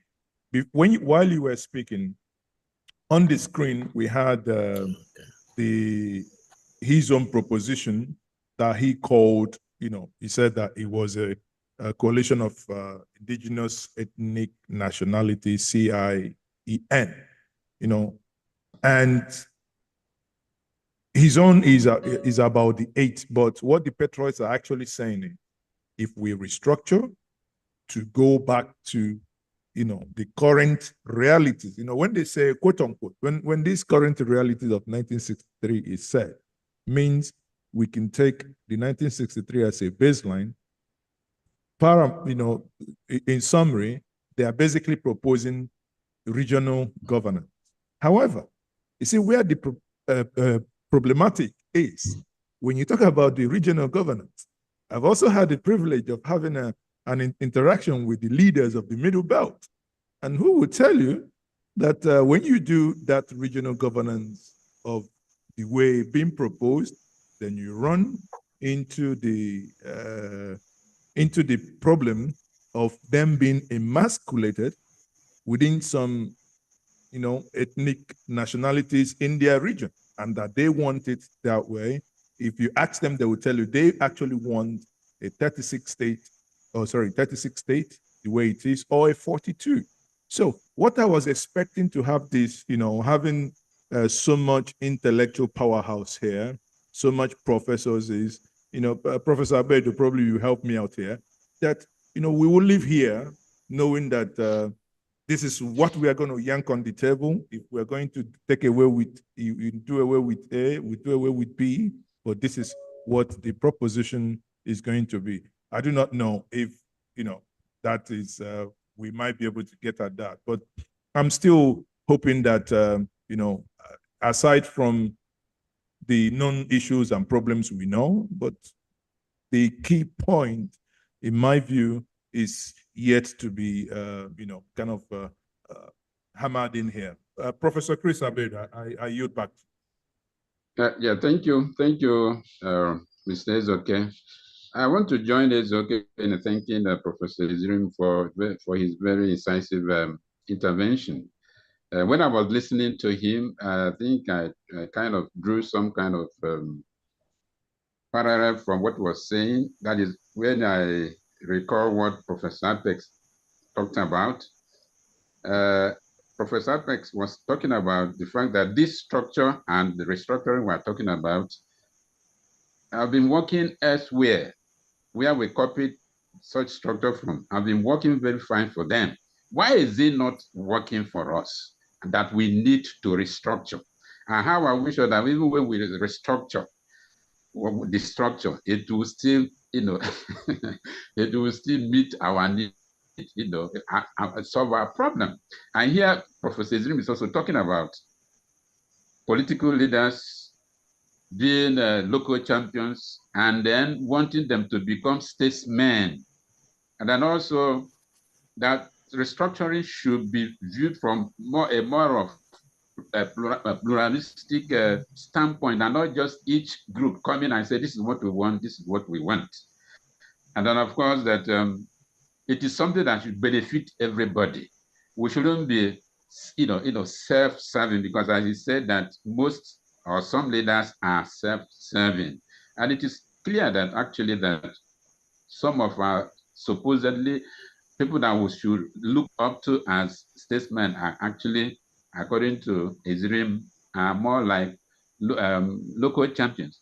And so, but in all this, yes, I said it earlier that this is a platform for, divergent ideas, perspectives, positions.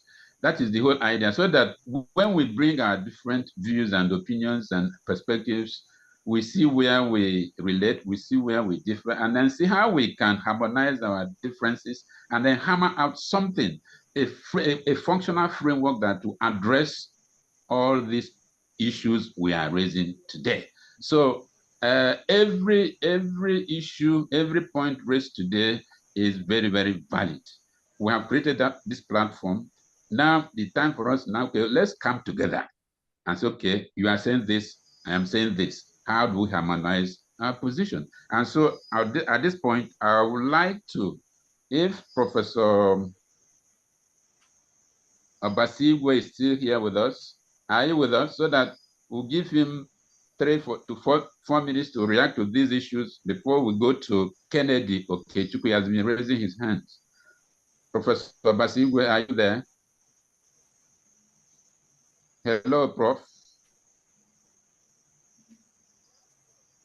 He was complaining that he has been cut off. I told him, no, maybe he should look, check his device, and nobody cut him off. I think it's, very likely to be his device that has done that. But okay. in the absence of that, we can actually move to Kennedy Okechukwu. Then I know those of you, please, in the room wanting to have any intervention, I've read comments from Tony Nadi, that is the Secretary General of NINAS, and he's here. So obviously, Tony, if you also want to make intervention, it will be appreciated as well. So Kennedy, please. And let me, while we're doing that, let me take these, comments from the comment section that says, is there any spiritual reason for what Nigeria is passing through? That's a food for thought. So Kennedy, please. Before Kennedy, sorry, who is this iPhone? iPhone, please, can you identify yourself? iPhone. iPhone, can you please, you're wearing a blue jersey. If you can change your name properly before can you change your name in your device, please?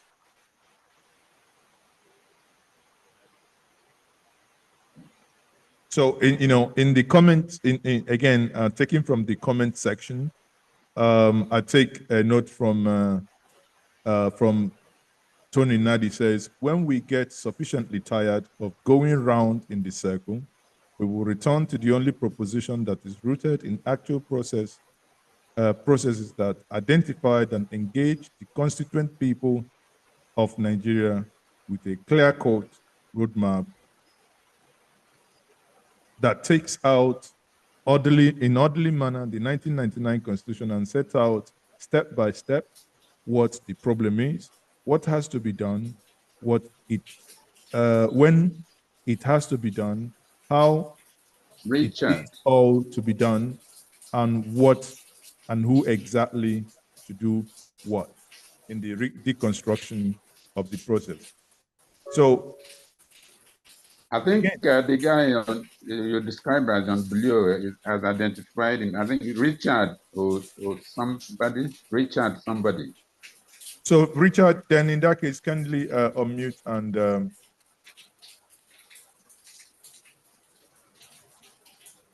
Mr. Richard, are you there? Hello. Yeah. Hello. Yeah. Can you hear me? Yeah. Yeah. Good evening, everyone. My name is Richard Ochiobi. Richard who? Ochiobi. Ochiobi. O-C-H-I-O-B-I. Ochiobi. Okay. Ochiobi. Go ahead, please. Yeah. Go ahead. Yeah. I think I must commend the convener of this very forum, and I've listened to quite a number of people speak, professors, and a lot of respected people who has made some useful input. But I just want to add one or two things. For those of us who, I grew up in Nigeria. I studied at the University of Nigeria, Nsukka, and I'm a Lion. And there's hardly any part of Nigeria I haven't been to, luckily enough, by default. I did my A-levels, Federal School of Art and Science, Sokoto. I did my youth service in Plateau, Jos. And I understand Efik. I grew up in Cross River, then today, Akwa Ibom. Now, I think that gives it a little bit of a flavor in terms of, I've lived in various parts of Nigeria. I started my career back in Exxon in Lagos before coming to UK in the late 90s to do my master's. So, having looked at what's been happening in Nigeria, I think it is just fair to say that it's only very few people that have refused the country from moving forward for their selfish interests. So if we can only, sort these people out, however we want to do that, and then we can plan on how to go forward. However, the restructuring will make sense. But just like one of the speakers has said, your restructure, is it going to meet our need at the end of the day? Now, if the so-called, the big weight we call politicians who are the local champions, who are not even competent enough to compete or to come to deliver speeches, international space or the world-class stage, then they are really nothing to write them about. So I'm afraid they shouldn't be referred to as statesmen because they are not really what calling that word of name such title statesmen. And I think for us to move forward, it's good to give respect to some of the people that are within our geographical region. When we are talking about the Southeast, how do we, the target of, who are supposed to be, the Southeast or who are not. I think we could start from the grassroots to look at, do some consultations, to look at what they think, what they feel, because just like I don't know the name of the prof that said something relating to that. Are you sure they are really, interested? But they should. It's just because of fear that they have been either hypnotized by the, some people within the northern region, and they know that because of what they'll benefit. Somebody comes to give you a peanut and say, look, if you let this happen, we'll do this to you. And it's just that fear. But if they can be reassured that, look, this is for the good of our nation moving forward. Today, in the United Kingdom, we say United Kingdom, you're made up of 4 countries. Scotland is 1, Wales is 2, England is 3, Northern Ireland is 4. If I travel from Preston and I'm heading towards Scotland, as soon as you cross the border between England and Scotland, you start seeing Scottish notes. And each of these regions, or call it country, has their parliament. I don't see any reason why we shouldn't have so in Nigeria. So if we can think of a way or come up with a strategy where the executive arm of government, the judiciary arm of government is strengthened, people are so scared about, who will say, and if you do, they shut you up by killing you and all that. And that's the problem. And of course, we could go around and around in circle 10, 20 years, from now, 30 years, some of us would have passed on and nothing will happen.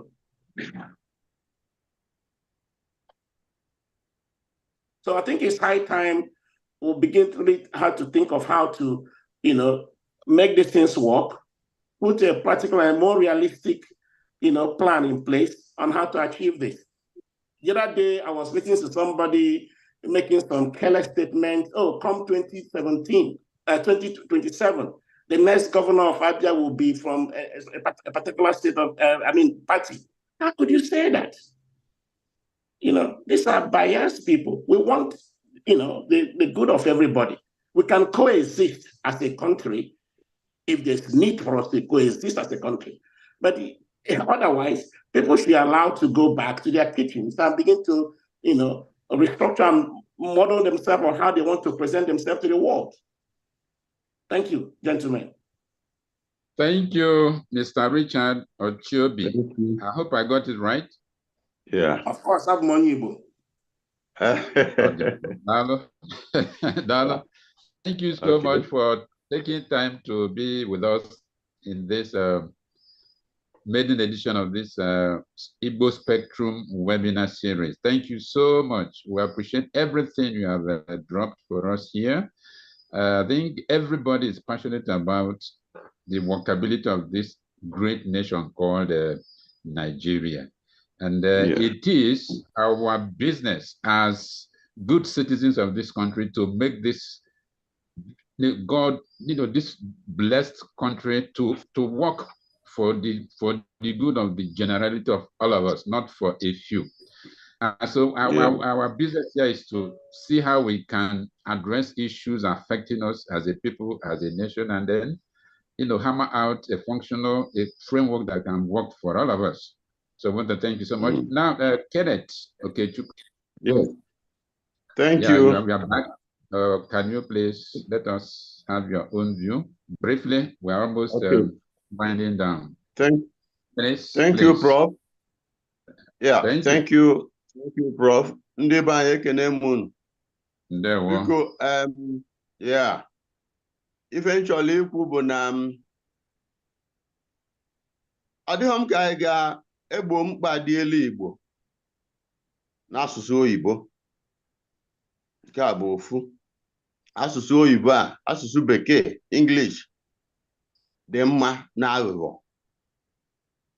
Nke a bụ one. Mana ka anyị sọwakwa ya ka e wee ndị na-aghọtara oyibo wee ghọta ihe anyị na-ekwu.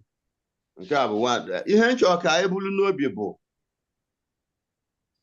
if you think the Civil War is over, think again. If you think Nigeria is free or independent from Britain, think again. I'm talking about 2024. So, we know that Chatham House appoints Nigeria's president. So Nigeria is not independent from Britain. That is one. And that is not our business as ndị Igbo. Onye ajụlụ anaghị ajụ onwe. Let us look backwards, homewards. When Nigeria's government proscribed IPOB, the first thing British government made was to grant asylum to ndị Igbo bịabanụ Britain rapụnụ ana unu ka ndị our favored servants, our boys, our Fulani boys rapụnụ ana unu bịabanụ Britain. We will give you asylum. We want the Fulani to take over your land. Ụfọdụ chekwa na-ezigbo ihe. The other time they said, oh, British government has established again embassy in Enugu. Oh, everybody leave Enugu, leave your place, leave Igbo land, Biaba London. That is Hana Bo Kedafia Guinea gift. Greek gift? Is that Greek gift? Yes. Aghụghọ. O dolu unu anya na asị ndị Nigeria niile gbọrọ ndị Igbo today bụ instigated by Britain, because na Britain bịa n'Igbo land wee for democracy without clothes on.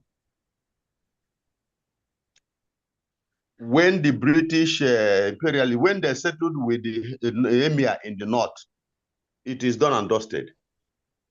When they settled any issue with the Oba in the west, it was done and dusted. When they discussed with the Igwe or chief Igbo land, I say, okay, I've heard you. I will take the matter to my people. Let them call it a name. Mr. Kechuku, sir. Hello, sir. Yes, Is sir. it because sorry, just a minute. Sorry, I'm butting in. Just a minute. No, if go you ahead. don't mind, if you don't Yes. mind, can you narrow your discussion down to What I want to narrow, so what that I want we to know say, exactly yeah. your position on what the Professor Abasigwe has presented to us. Yes, please. yes, please. Yes. The best revenge is performance. Let Igbo people come down. We are not looking for members. Those who don't belong now will come in by visa. Let us now, somebody said, others don't love you. How do you love yourself? Why does the village woman who brings vegetable to the market in Abapanike, in Enugu, local government house will come and collect money because that is what they see that is done in Lagos. Let us look at how we punish ourselves at home in the name of politics and government. That is where we should start. Let us look back home. Forget about Nigeria. And then when we look, and then, okay, for Igbo people in diaspora, only this group of Jews, anything that involves Jewish people abroad, there is a group on ground that moves out with media, with defense, with, do you understand? So Igbo people in diaspora should form a group to look at Igbo interest in every part of the world. Let us leave Fulani and this thing at home. Let us stand on our own at home. When our neighbors see us, they will be attracted. Let us not co-opt them. Let us not coerce them. Let Igbo people come together. Please, this oppressive tax, extreme taxation, double taxation that Igbo states now copy from Lagos. The Lagos state government na-eme for ndị bịara abịa ọbụrụ for ndị obodo ha.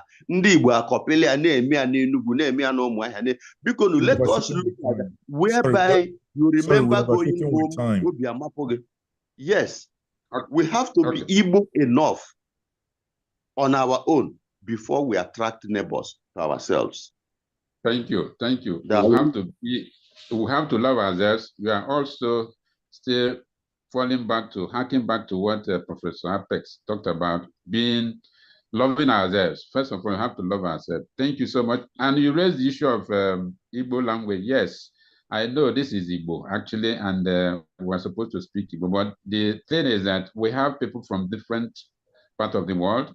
We have our Ndi Igbo in homeland, Ndi Igbo in diaspora, and then African Americans who don't understand the language. So for their sake, please, if you don't mind, we would like to use a language that will cut across everybody, so that everybody will be taken and will be carried along. That is not to say that we're not going to use Igbo when the context demands. But for now, please, unless the person cannot speak the English language, why not can speak Igbo? Afra is our language. And one of the reasons why Center for Igbo Studies was established, to promote, preserve, develop Igbo language, literature, and culture. So thank you so much for pointing that out. I don't know how much time we have. Igbo Women Ambassadors Club UK. Good evening, everyone. Good evening. Good evening. Sorry, my name is Lady Marlene Onyocha. I've been trying to change it from here. I cannot because yes, I live in London, but I'm in the US at the moment. Okay. What's the name again? Marlene Onyocha. Okay, Onyocha. Oh, yes. Onyocha indeed. Lady Marlene Onyocha. I live in UK. Onyocha, no. Thank you, sir. And I'm the founder of the please. Yes, I'm the founder of the Igbo Women Ambassadors UK. Oh, great. You're welcome. And I've been trying to change the name to my name, and it's not allowing me. So excuse me, pardon me to just speak for a short minute. Go ahead. Go ahead. I've been listening to everyone that spoke, and I thank everybody. I thank myself for being part of this. I actually have not heard about this community before until I joined today, and I like what I'm hearing. As an advocate of Igbo, anywhere in the world, I enjoyed what's going on. But my reservations, pardon me if I'm wrong, it's us that is causing what's happening to us. I heard one of my brothers stated about, I think it's a Professor Israel, I'm not too sure, about what somebody said in Abia State. I'm from Abia State, Umuahia. APC, stating it the way it was, APC ruling the next being the next governorship of Abia State. These are political statements, and we Igbos, if we're complete Igbos, we should not use political statements as part of our words or subject matters when we are discussing Igbo matters. What's going on in our Igbo now is terrible, and it is not outsiders that are causing it. It's us, the insiders, especially the diasporans, the way I understand it. I'm also a diasporan, but I contested an election last time in Nigeria, 2023, House of Reps. When I went to Nigeria, all the things I witnessed going on in Igbo lands where I contested in Umuahia was mainly caused by our Igbo brothers and sisters. So I need email. Sorry, I missed it all. We need to dig deep. We need to dig deep into what our problems are. I also heard somebody mention about IPOB and all that. As long as we are divided into, I use the word community again. IPOB to me is a community because it does not represent Igbo as far as I'm concerned. So, and some of us believe in it, some of us does not. Until we are together, have one voice, speak in one voice. We Igbos coming together and say, we are Igbo. I came to US, I want to go and, there's something happening in Albuquerque, which is being organized by the Igbo community in the United States. I haven't gotten there yet. I'm in North Carolina on my way. But if you get there, whenever you're in a gathering of Igbos, there's no, either this person is talking about APC, this person is talking about IPOB, this person is talking about Nigeria, this person is talking about Biafra. The moment we stop talking about all these things and come back as one individual, I believe that's the only way we can move forward. Meeting Lila even in this meeting now, I'm going to pick one or two things that I'm against, which shouldn't be. But because It's affecting us. If I go to Igbo now, I'm an enemy because I'm a part of APC. This person is an enemy of the land because he does not belong into IPOB. This person is an enemy of the land, and we're all the same land with one voice. I think if there's some way we can all come together, Unuabu elders, especially the diasporans, come together, educate more or less those grassroots that was mentioned about the togetherness of the Igbo that we were before the Civil War you're talking about. I was alive during the Civil War. I witnessed the war my parents carried us children, I walked from Onitsha to Umuahia by foot. So I knew what happened then. I'm not expecting it to happen because most people calling for Biafra now are calling for what we cannot handle. We're not ready for it now.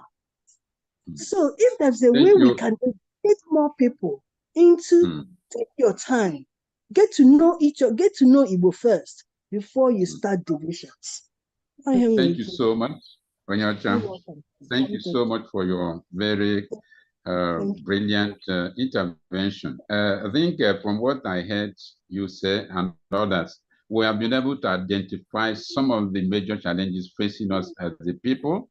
So once we have diagnosed the problem, then I think the problem is half solved. We will now seek for the solution. And that is what the whole roundtable here is all about. We want to interrogate issues affecting us as a people, as a nation, as a race, and then see how we can look for the solution within the context of a contemporary Nigeria. What came out so glowingly here is that we need to really go back into our inner recesses as a people. What are those things? Somebody talked about that which is dealing with us is ingrained in our bones, in our marrows. So we have to start asking us, searching our consciences, asking ourselves very soul-searching questions. What are those things that are making us be where we are? What in the situation we find ourselves in Nigeria today? That is because we talked about asking very hard questions and then seeking the answers. Now we have begun. The race has just begun. So I want to thank everybody that took our time to be with us, starting with the guest lecturer. Unfortunately, we have lost him and we can't get him again. Maybe we'll have had some few minutes to react to the issues raised, concerning what he presented. In any case, the conversation is an ongoing thing. It's not stopping tomorrow. We have just started. So I want to thank him for making our time to give us this wonderful presentation. And our wonderful panelists, Professor Apex Ape, Professor Ezirim, and of course, all our participants from different parts of the world. We thank you. I saw Dr. Sidney Davis. Maybe he couldn't join, but I saw him. And all other people also, Nadi, is it Tony Nadi? And then I think Tony is Mwezi. Pardon me if I don't remember your name. Yeah, I want to appreciate everybody. I want to express my gratitude to all the people that participated. Center for Igbo Studies, University of Nigeria will remain eternally grateful to all of you for giving us this opportunity, for giving us this chance and to see what we can do. We don't know it all. We are just learning. All of us are learning. Please, if you see where we are getting it wrong, feel free to point it out to us. We are ready to learn. We are all learners. We'll continue to always improve. So I want to especially thank Ezoke, who made his multimedia channels available to us. Ezoke, are you there? Yes, I am. So I want to especially thank you. We at the Center for Igbo Studies will remain eternally grateful to you. And I hope that this is going to be a continuous thing because already I have somebody online for September presentation and others are already on the queue. So let me, at this point, say thank you once again, and as I yield the floor to Mr. Ezeoke to round off today's presentation. Mr. Ezeoke. Thank you very much. I think that is a very fine place to anchor with. You know, as na n'Igbo, as na ọgbambara gbasi egwu bụ ike mana ihe ọ mụtara na egwu agwụgo. So, Prof ekwutesigo ya bụ okwu. Ndị kwukwa n'okwu maka ịsụ asụsụ Igbo biko na anyị ejirokwa n'ụzọ dị okorobịa ọ bụrụkwa na anyị amara asụ Igbo na anyị na-asụkwa n'Igbo na-asụte ya mma na-asụkwa na-asụ na-ede ya ede wee sụkwa ya na nke ndị mahadum maka na ihe anyị na-eme bụ ihe ejikọrọ aka ọnụ were eme Igbo Center gbasalụ maka asụsụ Igbo na University of Nigeria Nsukka, the only University of Nigeria where we're trying to serve humanity. On that note, I would say thank you very much once more. What will then happen now is those of us watching live on our various media platforms will say thank you very much for joining us. And I will use the opportunity to say thank you for, you know, today is more or less like a collection of professors. I mean, if I look down here, I have so many professors here. I have Professor Selina Emme, also Professor Osita Obu, you know, and I have I have a Professor Gerard Zirim, you know, I mean, come on, you know, you guys are making me to blush. I want to become a professor if it's possible, but a real one. And you know, with Professor Chris Abe, Professor Apex Abe, so many. In fact, I think I would add my own Professor Mazes in view. So if you pardon me, I will do that for this evening. Thank you very much. And for all of you watching online, we say thank you very much. And for those of you in this room, we may have to have 1 or 2 minutes just for you to say hello